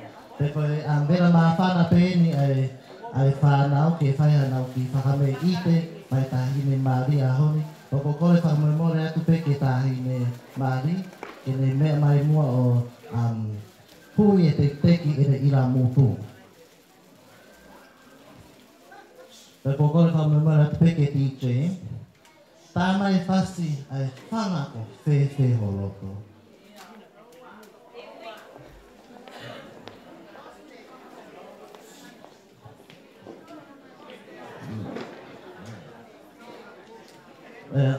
Oi a pe ko kore whakamemore atu pe ka pau no e ku whatongia, hani koe rāpe lere mai pe mi motu. Mālo o whātu.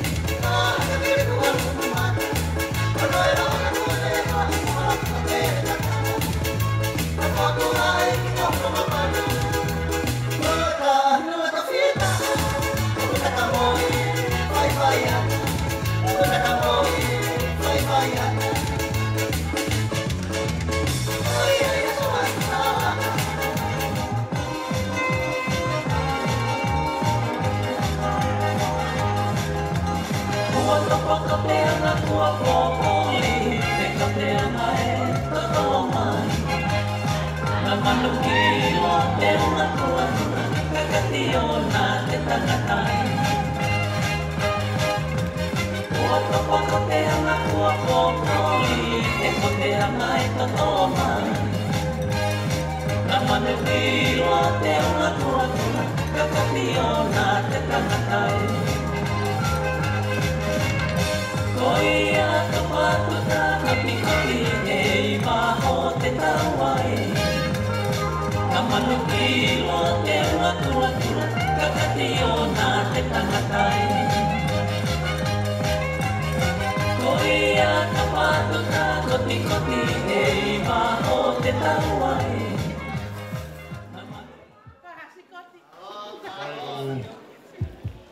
Pamalo rahiat. Ie ngai famili ki kotoa pe ko kai kuna. Ia tonga koe e tau taitari ki he tau urunga whakaosi. Ko fiepuke ki whainga maare koe ni ke o whapunga i atu. Ka whakamaro. I mua ea tau tomua whaftai kotoa pe ke o toa mafimafu. I ngai tāpua koe mo ui mo nerei o nā tau pe ina siai. Tau whakamooni ahoni oku lerei pea siho vai. Oku i kai hare ai ai mo ua famili ke whawhungai atu ai whakamaro mātu aki loto hounga mo. Kau whaiwhkau mālo e lotu. Se ngai famili mālo e whelaulau. Tau sio ke he mea o kaua sisu oku rerei pe ia pe aku matangi me mea kotoa. Kani tai owa ni kau mai. Rea ia koe ahonia na pau pe hoko. Koe tau mo ui na tuhi he tai pau. Ko tau tala ia. Ko tau wā mama mo mate u hanga pe ta. Tau kau ngā whakamooni. Mo mātua e a koe ni. Tāku kei lahi pe ne kere si he tau mahi a. Tau toki hā pe hono i riko toa. Te taini o tau vai vai ai. Tāha ki tala noa whakatua pe. Iai au mātua, masiwa. Toko taha pe hona ki ofe fine. Taha pe mea nana te ke. Ono teke peke ave te helotu. Iai au ta. Alu pe na alato whanongo. Koe tūtūni ko tala he tawira toi whasāpa te. Koe aho koe whaia i nau whakame. E taki taha e tamasiwa mo e tahine kotoa pe e whaape. Ka koe uhi koe mea koe oku nā ma'u. Oku i kai whe'u ngaia ke ave ke ngai whataha pe he ni. Loto mamahi lahi e mo mātua koe ni. Ko whenau atu pe piki mai. Ona ofe fine. Siwa ki tahine ke ona fofo ngā. Oku ase lo i mata hange na ana tangi. Tāla while ofe fine koe ni. Ko haa koha ngāwe ko hara. Kia tarang he o mātua. Kai kaha me ei e whiharaki. Koe whiharaki. Na maua ko whanong. Koe tūtūni e. Koe taki taha e whakaafu. Tā koe hui kuke i lo'i pe. Koe mea kou tau ma'u. Whe'unga bea mo api. O kai ke whe'unga ia. Mo mai o whora pe ni ngai a pe ni. Talange ki tā hini kani. Fiema'u moa. A bongbongi. Te utala te totaha ko whakaafu. Kai ke lava ko mātua koe ni o mamo. Tēnā whakaamu te whai mo a. Kana ilo ko hai ko hai whakaafe o na ofifi. Maaha ke pe aho. Nā to eke atu. Ko hai ho whakaafe. Talange ofifi ni koe ni. O! O te mtaona whakaafe a sisu.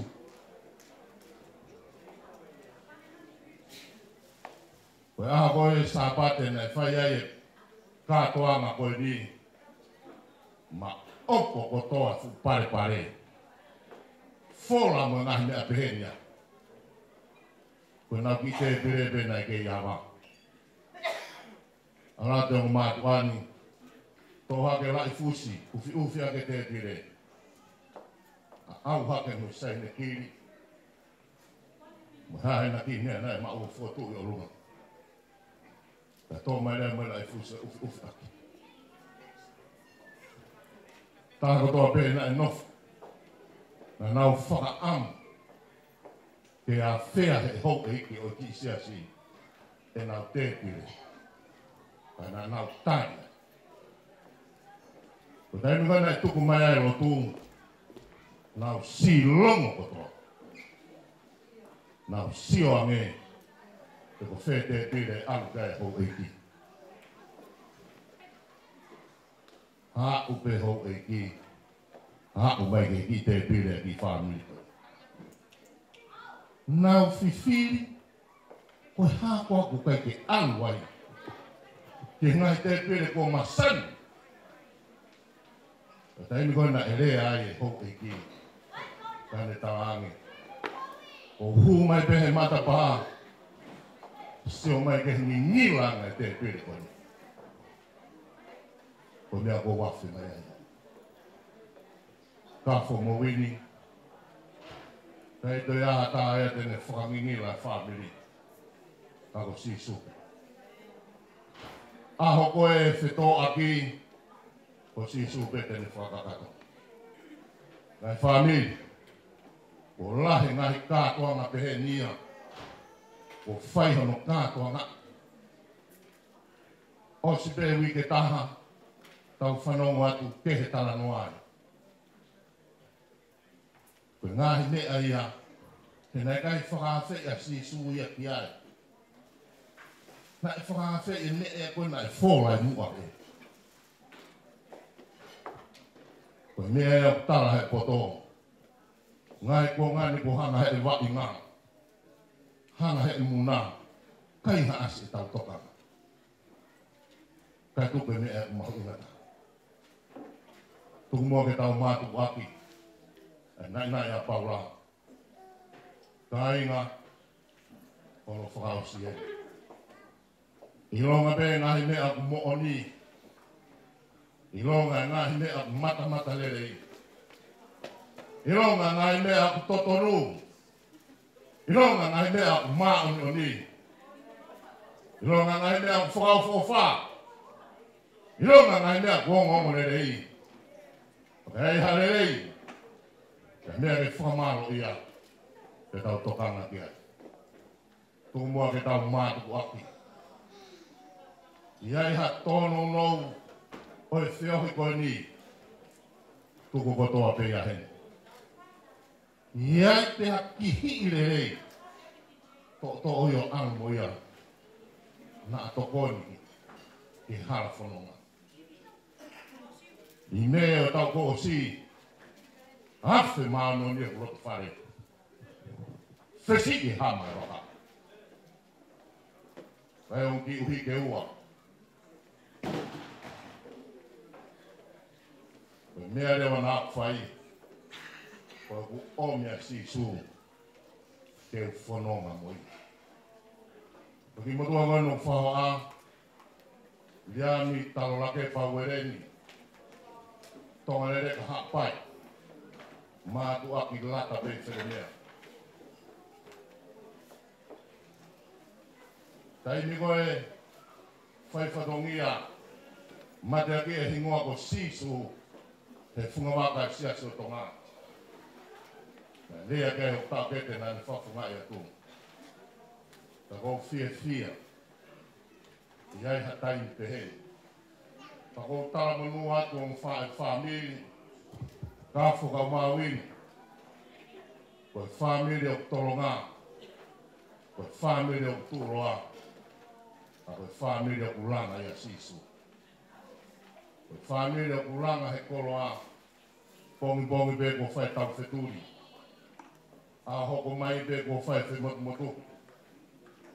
ia sisu kai aha tai te hei. Ka koe loto ku puke ma'u. Tene ngau hia te nonga ka koha nonga. Ka uhi koe ne wharala ke hei. Tūmua famili ke tau mātua. I toi aho sea koe rea koe ni. Fai'aho mou tō ke tupu koe maani oni. Fai'aho mou tū ke hoa mai o whā. Keni mo ki motoro ha kotu o. Hau ke hoko mai a si hoa. Tene whakauha maani oni ka te motoro. O kou ofalai atu ka te motoro. O tawange e ki. Kai aha tau tutuku. O ana mātuku ai. A ene kere si ho tau mahi lotu whare. Lewe lewa e maranga. Tau ta tau atu. Tau wau mai ke tau tau lunga wha o si. Pa ko whamoe atu whaifkau. I pui lotu, tuku bengo ke ngau ata ko mamana mo ui pa mo hoa. Ke toki kā tati mai. O whakaosi e tau wheo hi. O ka hiri tau o lunga koe ni. O whalahi atu.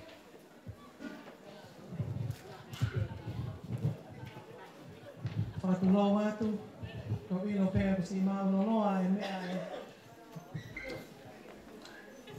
e Palestini ka maa a hautala aiki, ka maa e whahu, ka maa e hoa iki, o kune mea e he te pile mua.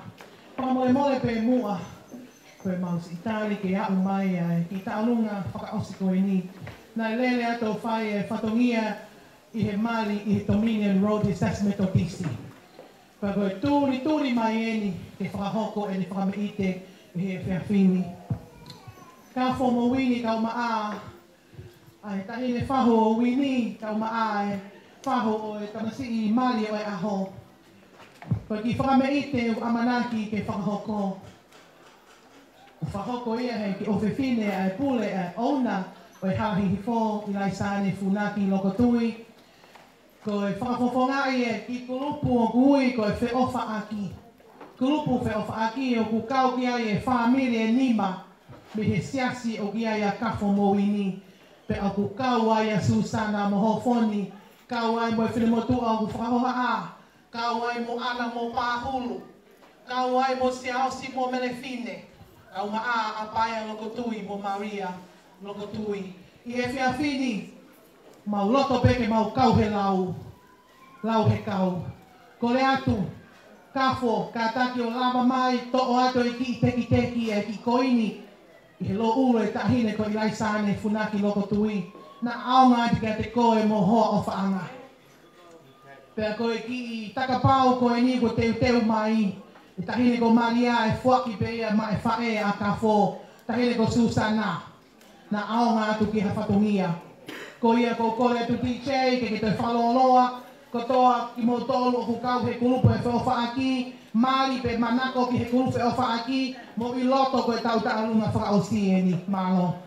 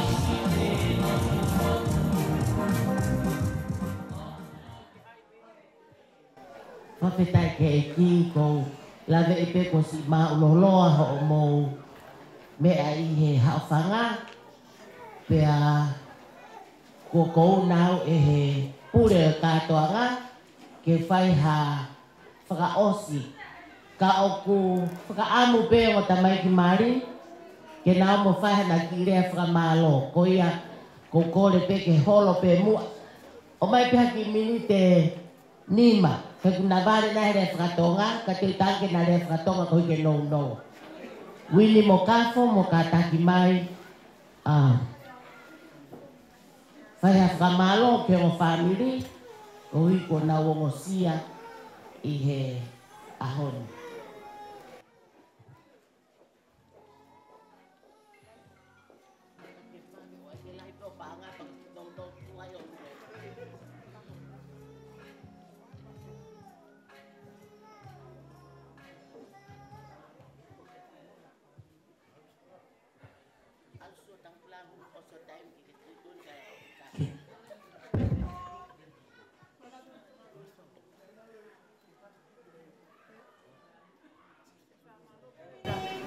First and foremost, I want to thank the Heavenly Father for this beautiful and successful day for me and my partner. As you know the saying, the good husband, husband, and the saying, give credit where credit is due. And I want to give thanks to our pastors, Anahina Tikalo, Lupe and Nela, and the whole of our CC Connection to the Church, and thank you for all your support and all your love for me and Kafo. I also thank my Fai'aho Kesatutunga, and I also want to acknowledge Healing Rivers, Merehoni Zione. Thank you for all your love and your sacrifices and for staying alongside my parents. And I want to acknowledge all my families from both my parents' side, from my mom and my dad's side. From me, I want to just say thank you for everything that you've done for me. And yeah, thank you.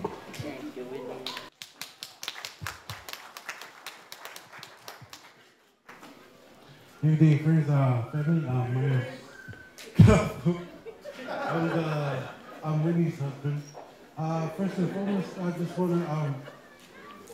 just want to say thank you to my mom's family, my dad's. I want to say thank you to the church.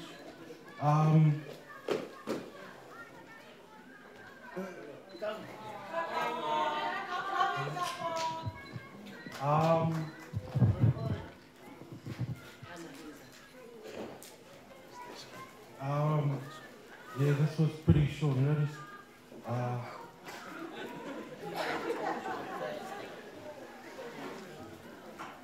Yeah, but yeah.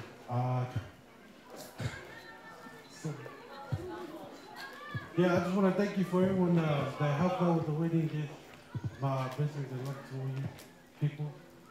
I'm not too good at this.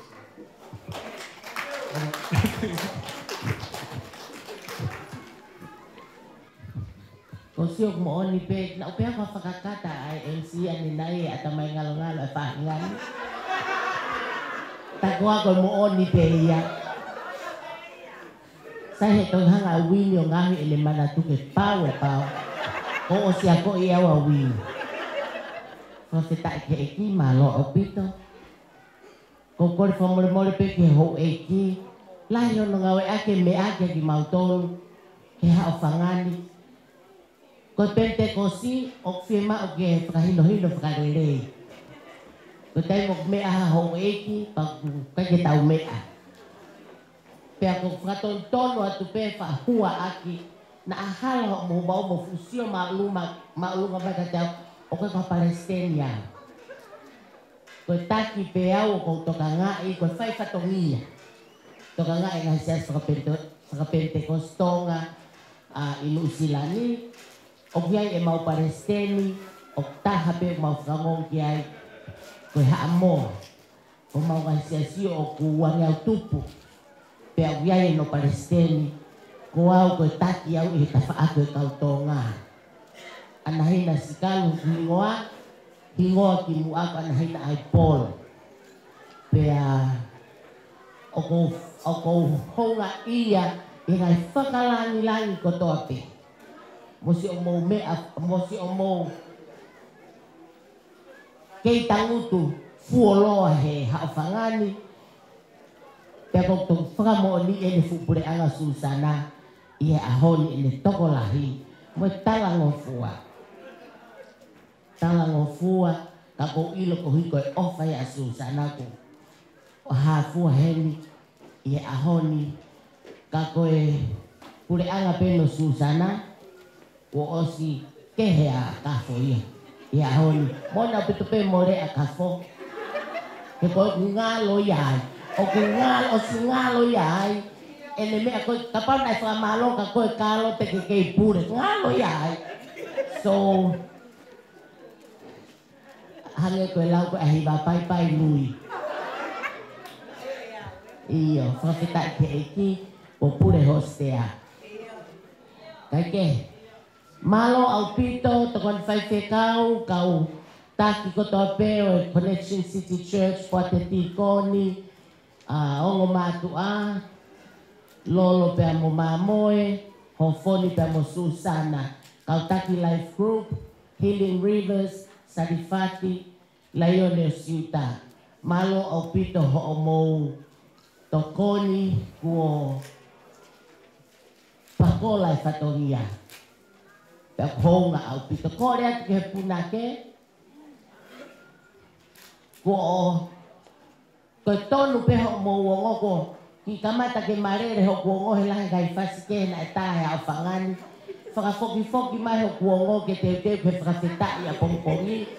Hua mai e fasimanako e Pentekosi o taunga e aki sa me te au tolu. Makai kanorerei mo no whakaofo ofa o e nofo whakataha ai kāinga i he whiofo o whani. Ko tai mo ku nofo whakataha kāinga he whiofo o whani. O otometiki pe ai tafe ai whakamonu ia me he otua he kohono koe natula ia otua ai whiofo o whani. Paka whitu ko toa pe o fotua e whiofo o whani o tafe ai whakamonu ia. O whakamaloa to Connection City Church. Foto mo o whani e ahoni, kataki mai puna ke, hua i mai mu ai tsame te au tolutolu, tau hiba kotoa ai pa te to whakaosi ai hao whanga malo.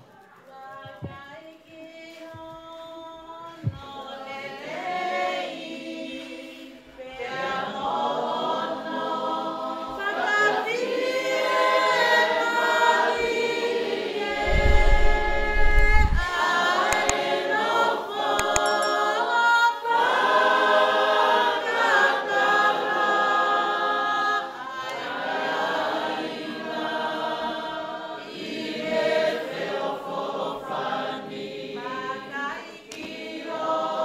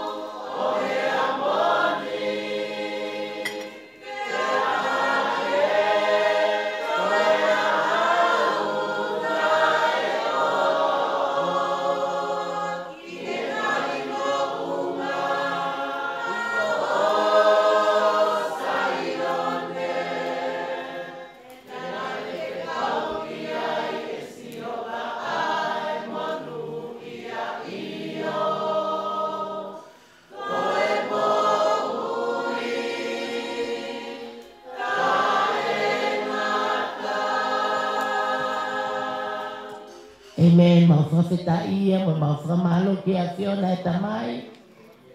He ku mau ilo ko mau monu ia. Ko ke whakahino hino ke ki mau tolu ai o whani o mooni. Mau mamata tonu i he tafe. Ai ofa pe mo e fiefia i he hao whangani. Ko lotu ia ke tuku ke hai a ki mau tolu ai afo ko ia umotu ngata. Ko ia fo ia na ki hanga no no i kare vare. Whakawhio ko taki ko toa i ki mau tolu. Hala ha toto whakai mamani, ka ko mau taha ko toa pe i he taa a Fiona, ta whe maa whanai e whe o whani. Kaua e ki famili ko whao i aho koe ni. Kafo mafi pe mo Uini Malungahu. Ua osi eni pa te mau mātuku, ko ki na ua, te na hoko atu na ki famili, tuku ke hirifaki mai e ni ma whakamonu ia a Fiona ke te na ua, pehe ke a peiti foni. Tā koe kina, pa momoia ki na ua tuku ke o a Fiema'u. Hoko te koe whanonga mo ki na ua, pa ke whakafoke tāpuaki ko tō pe ke kupu whekau aki o o famili. Ni nau whai e whaki e ahapo ni e ngahi Life Group at Connection City Church. Tongoni whai whekau mono famili ai poate. Kakai ko tō pena nau lotu ufia. Ai ki Katoanga'i aho ni. E ki whafoki ai monu ia mo tāpuaki e te tau tolu. Katoanga'i mea koe liuk mau momoi ko tō pe e fiefia. Mo e ofa, mo e mea ko tō ko mau whafoki pe. He ko koe pe taha ke tau, mo e whakamalo, mo e whakawhetai. E ki whakaua to e tāpua ki he hou e ki o Katoanga'i, pia pehe ki he ngahi famili katoa. Tukua ai monu ia i te mau tolu. I he ke resko tau e ki ko sisu kalaisi, o whalahi a tō koe tamai, pia mo e whiohi o lau mari e mau ni ni. Ke te mau tolu ko tō pe ia ta ngata pe ta ngata. Amen. Amen. God bless you all. Mahalo people.